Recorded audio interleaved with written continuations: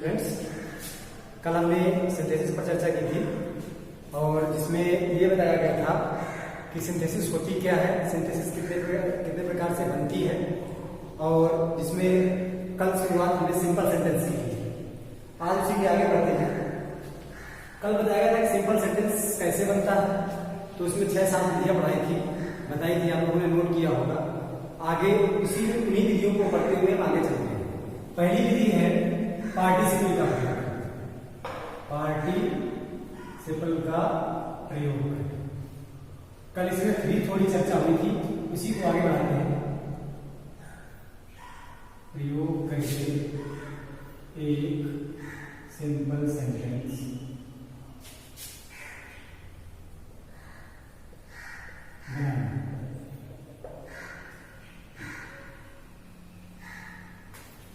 कल बताया गया था पार्टिसिपल होती क्या है। पार्टिसिपल एक ऐसी वर्ब होती है जो वर्ब के रूप में भी प्रयुक्त होती है और एडजेक्टिव के रूप में भी प्रयुक्त होती है। ये होती क्या है, एक नॉन फाइनाइट वर्ब होती है जिसका प्रयोग सिंपल सेंटेंस बनाने में किया जाता है। प्रेजेंट पार्टिसिपल 3 प्रकार की होती है। एक होती है प्रेजेंट पार्टिसिपल, दूसरी पास्ट पार्टिसिपल और तीसरी परफेक्ट पार्टिसिपल। 3 प्रकार की होती है। इन्हीं तीनों का प्रयोग करके किसी भी बात को हम सिंपल सेंटेंस बना सकते हैं। इसमें से पहला पढ़ते हैं प्रेजेंट पार्टिसिपल। प्रेजेंट पार्टिसिपल होती क्या है ये समझते हैं। जैसा कि आपको मैंने बताया कि पार्टिसिपल क्या होती है, एक वर्ब होती है, नॉन फाइनाइट वर्ब होती है। इसी प्रकार प्रेजेंट पार्टिसिपल भी नॉन फाइनाइट वर्ब ही होती है और किसी भी मेन वर्ब की फर्स्ट फॉर्म में अगर आईएनजी जोड़ दे तो वो आपकी क्या कहलाती है, प्रेजेंट पार्टिसिपल कहलाती है। मेन वर्ब की फर्स्ट फॉर्म में आईएनजी जोड़ने से प्रेजेंट पार्टिसिपल कहलाती है। इसका प्रयोग करके हम जब सिंपल सेंटेंस बनाते हैं तो इसकी कुछ विधियां हैं जिनका हम प्रयोग करते हैं। पहली विधि से देखते हैं। देखिए, प्रेजेंट पार्टिसिपल का पिछली वीडियो में ये देखा गया था, यह चर्चा की गई थी कि प्रेजेंट पार्टिसिपल का प्रयोग कब करते हैं। फिर से एक बार दोहरा लेते हैं। प्रेजेंट पार्टिसिपल का प्रयोग तब हम करते हैं जब दिए गए वाक्यों के कर्ता समान पार्टिसिपल का प्रयोग कर्ता समान हो और कार्य में जो समय अंतराल हो वो क्षणिक हो, या ये कह दें कि एक कार्य के समाप्त होने के तुरंत बाद दूसरा कार्य शुरू हो, तो वहां पर प्रेजेंट पार्टिसिपल का प्रयोग करते हैं। अगर प्रेजेंट पार्टिसिपल के जुड़े हुए वाक्यों का हिंदी में अर्थ निकालें तो दोनों वाक्यों के बीच में एक शब्द आता है करके, ये भी याद रखना है, ठीक है। अब बनाते हैं एक एक करके। जैसे कोई भी एग्जांपल ले तो क्या करते हैं, जैसे ही finished his work, he went his home। Suppose करो ये वाक्य है, सिंपल सेंटेंस बनाना है इसमें, तो पहली विशेषता दोनों के कर्ता समान है, ठीक। दूसरे में ये दोनों की वर्ब अलग अलग है और दूसरी विशेषता ये है कि एक कार्य के समाप्त होने के तुरंत बाद दूसरा कार्य, तो ऐसा होगा। या दूसरा एग्जांपल ले लेते हैं, I saw the danger, I ran away। तो इसमें भी कर्ता दोनों के क्या है, सेम है, वर्ब दोनों में अलग अलग है और एक कार्य के होने के तुरंत बाद दूसरा कार्य। तो जब इस तरह के वाक्य है तो उसमें हम प्रेजेंट पार्टिसिपल का प्रयोग करते हैं। अब दिक्कत यह है कि जब 2 वाक्य होंगे तो 2 वर्ब होंगे, तो यहाँ पर हम किस वर्ब को प्रेजेंट पार्टिसिपल में चेंज करें। तो बच्चों ये याद रखना है कि जिस वाक्य का कार्य पहले समाप्त हो उस वाक्य की वर्ब को प्रेजेंट पार्टिसिपल में बदलना है। तो इसको अगर हम बदलना चाहें, एक स्ट्रक्चर के रूप में लिखना चाहें, तो ये लिख सकते हैं कि मेन वर्ब की first form of ING, main verb की फर्स्ट फॉर्म के साथ ING plus object of first sentence plus other sentence. इस तरह से हम इसको एक स्ट्रक्चर के रूप में लिखा सकते हैं, अदर सेंटेंस। ठीक है, इसी स्ट्रक्चर के बेस पे हम चलते हैं। पहले वाक्य की वर्ब में हम क्या करेंगे, आईएनजी फर्स्ट फॉर्म में। तो यहाँ पे फिनिश सेकंड फॉर्म में लिखा है, पहले इसको हम फर्स्ट फॉर्म में रख देंगे, तो ये क्या हो जाएगा, फिनिशिंग। फिर ऑब्जेक्ट लिखेंगे हिज वर्क। और दूसरा वाक्य, एक चीज याद रखना, यहाँ तो प्रोनाउन है दोनों, तो क्या करना है, जब क्या हो, एक में नाउन, एक में प्रॉपर नाउन और एक में प्रोनाउन, तो हमेशा याद रखना है कि प्रॉपर नाउन को यहाँ पे लिखना। बाई चांस यहाँ पे मान लीजिए यहाँ पे कोई भी नाम होता है, जैसे राम होता, ठीक है, तो यहाँ पे हम क्या लिखते हैं, राम, ठीक है। तो finishing his work Ram went his home, इसको बनाएंगे तो क्या हो जाएगा, सा का क्या हो जाएगा, सी हो जाएगा, और क्या हो जाएगा, सी द डेंजर आई रैन। तो ये इसका पहला नियम है प्रेजेंट पार्टिसिपल। नोट कर लीजिए आप लोग। एग्जांपल्स और भी हम दे सकते हैं, जैसे कहें turn to the right you will reach home.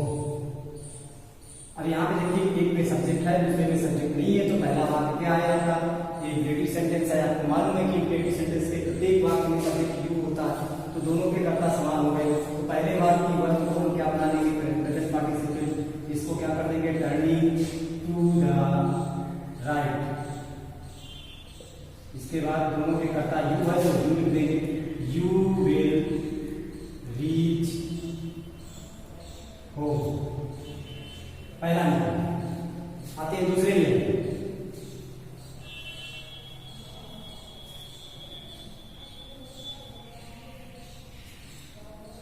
Present participle का ही दूसरा नियम। मान लीजिए दिए गए वाक्यों में से किसी एक वाक्य में बी फॉर्म की क्रिया है। बी फॉर्म से मतलब आप समझ रहे हैं, बी फॉर्म से मतलब अगर आपको पहले वाक्य में इज, एम, आर या वाज, इनमें से कोई एक क्रिया नहीं, ठीक है, कोई भी एक क्रिया, तो आपको कुछ नहीं करना है, बस ये बी फॉर्म होता है और इसी को हमें प्रेजेंट पार्टिसिपल में बदल देना है, अर्थात इसी में आपको क्या कर देना है, आईएनजी जोड़, ठीक है। तो ये क्या हो गया, बी, और बी में क्या जोड़ देंगे, आईएनजी जोड़ देंगे, और इसके साथ जो एडजेक्टिव होगा उसको लेंगे। जैसे कहें I was hungry, I was hungry, I ate apples, ये वाक्य लिखा हुआ है। अब इसको हम क्या करते हैं, अगर हम इसको सिंपल सेंटेंस बनाते हैं, तो देखिए पहले वाक्य में क्या आई, बी फॉर्म की क्रिया आ गई, तो इसको हम किसमें चेंज कर देंगे, बी में चेंज कर देंगे, बी हंग्री, और इसमें सब्जेक्ट लिखेंगे आई एड एप्पल्स। इसी तरह से कहें ही वॉज या he is tired, he sat down to rest, ठीक है। देखिए पैसिव वॉइस है, इसमें हम परफेक्ट पार्टिसिपल का भी प्रयोग कर सकते हैं, इसका भी प्रयोग कर सकते हैं। यहाँ पे आपका इज आया है, तो क्या हो जाएगा, बी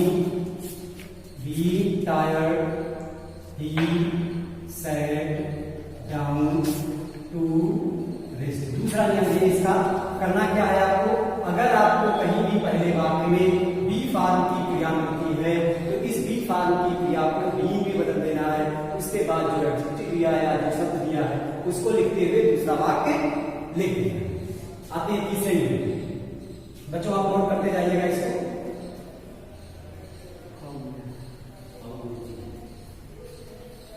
तीसरा नियम,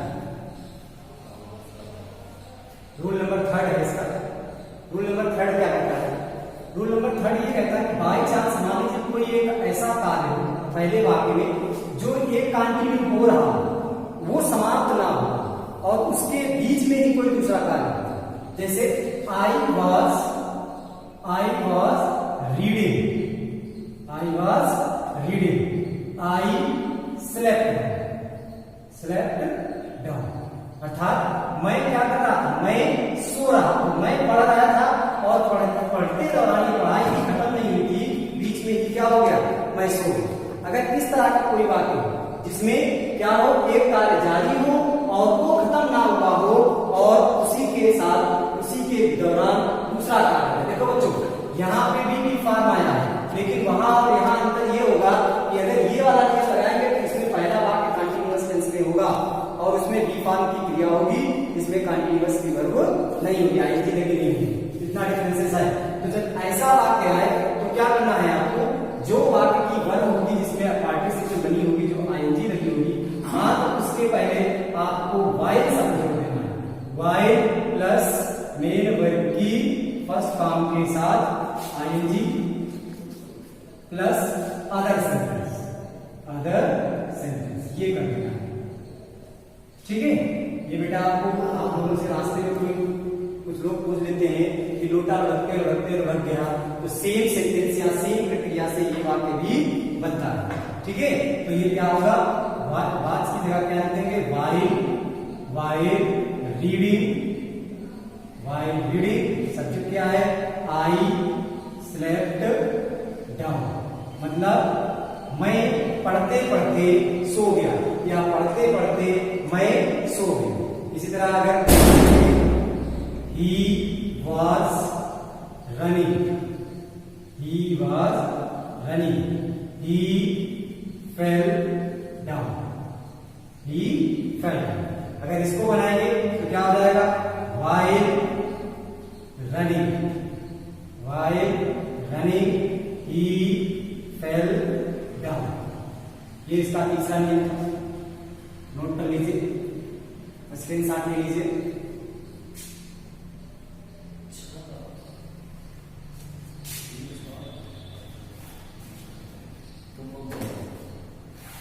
चौथा और अंतिम, ये पार्टिसिपल का हम इसे अपवाद कह सकते हैं।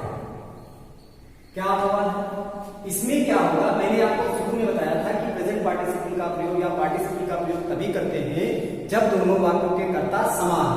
लेकिन एक वाक्य ऐसा भी है जिसमें कर्ता भिन्न होते हैं, फिर भी हम प्रेजेंट पार्टिसिपल का वहां पर या पार्टिसिपल का प्रयोग करते हैं। देखिए कैसे पहचानेंगे और कैसे करेंगे। जैसे हम कहते हैं आई सा a man, he was smoking, ये बात। ठीक है, देखो इसको समझने के दो तरीके हैं। पहला तरीका तो ये है कि यदि पहले वाक्य का ऑब्जेक्ट ही दूसरे वाक्य का क्या हो, सब्जेक्ट हो, तो हम प्रेजेंट पार्टिसिपल का प्रयोग करते हैं। एक तरीका तो ये। दूसरा ये है कि जब मान लीजिए दूसरे वाक्य में कोई ऐसा शब्द प्रयुक्त हो जो पहले वाक्य के ऑब्जेक्ट की विशेषता हो, तो वहां पर भी हम प्रेजेंट पार्टिसिपल का प्रयोग करते हैं। ठीक है, तो इसको बनाएंगे, इसको बनाते समय हम क्या करते हैं, ये विशेषता एडजेक्टिव की ही तरह करते हैं इसको। अर्थात ये कह सकते हैं कि अभी तक जो हम पार्टिसिपल का प्रयोग शुरू में करते थे, अब हम बाद में करेंगे। अर्थात पहला वाक्य सेम लिख देंगे और दूसरे वाक्य को उसके दूसरे वाक्य पे जहां से पार्टिसिपल होगी उसी के बाद उसको जोड़ देंगे। अर्थात ये कह सकते हैं जैसे आई सा, इस वाक्य को बनाए तो क्या हो जाएगा, आई सा ए मैन। देखिए यहाँ पे सब्जेक्ट आई है, यहाँ ही है, ये अपवाद है, तो दोनों कर्ता भिन्न, लेकिन यहाँ पे विशेषता है, इसका ये जो ही शब्द है ये मैन के लिए, या स्मोकिंग शब्द क्या कर रहा, मैन की विशेषता बता रहा। तो यहाँ पर क्या कर सकते हैं, आई सा ए मैन या आई सा ए स्मोकिंग मैन, क्योंकि एडजेक्टिव की एक विशेषता होती है कि जिसकी विशेषता बताता है वो उसी के आसपास लिखा जाता है। ये ऐसे कर सकते हैं। या हम अगर ये कह दें कि अगर यही वाक्य होता आई सा a man he was smoking A cigarette, ये लिखा होता, तो फिर लिखते हैं आई सा ए मैन कॉमा करके स्मोकिंग ए सिगरेट, ये कर देते हैं। ठीक है, जैसे दूसरा वाक्य देखिए, आई सा अ बर्ड,